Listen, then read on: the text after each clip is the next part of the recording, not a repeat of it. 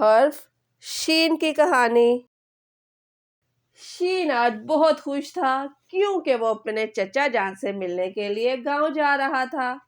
شین اپنے ابو کے ساتھ گاڑی میں بیٹھ کر گاؤں کے لیے روانہ ہوا۔ شین نے راستے میں دیکھا کہ گاؤں کی سڑک کے کنارے بہت سے درخت ہیں اور ان درختوں کی شاخوں پر بہت سے رنگین طوطے بیٹھے ہوئے ہیں۔ شین اور اس کے ابو جلد ہی گاؤں پہنچ گئے۔ شین اپنے چچا سے مل کر بہت خوش ہوا۔ شین کے چچا نے شین کو کھانے کے لیے پھل اور گاؤں کا خالص شہد دیا جو شین نے خوش ہو کر کھایا۔ شین کھانا کھانے کے بعد گاؤں کی سیر کے لیے نکل گیا۔ تھوڑی دور جا کر شین نے دیکھا کہ ایک درخت پر شہد کا چھتا لگا ہوا ہے۔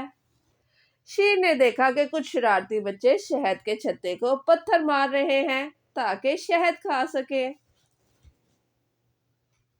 شہد کے چھتے پر پتھر لگنے سے شہد کا چھتا نیچے گر گیا، جس وجہ سے شہد کی مکھیاں غصے میں آ گئیں۔ غصے میں شہد کی مکھیوں نے بچوں پر حملہ کر دیا۔ شرارتی بچوں نے بھاگ کر اپنی جان بچائی۔ شین نے چچا جان کو شرارتی بچوں اور شہد کی مکھیوں کے بارے میں بتایا۔ چچا جان نے شین کو بتایا کہ شہد کی مکھیوں کے چھتے پر پتھر نہیں مارنا چاہیے کیونکہ وہ غصے میں آ کر کاٹ لیتی ہیں۔ شین نے کچھ دن چچا جان کے ساتھ گاؤں میں گزارے اور گاؤں کی خوب سیر کی۔ چچا جان نے گاؤں سے واپسی پر شین کو شہد دیا۔ گاؤں کی سیر کے بعد ایک دن شین اور اس کے ابو شام کو اپنے گھر واپس چلے گئے۔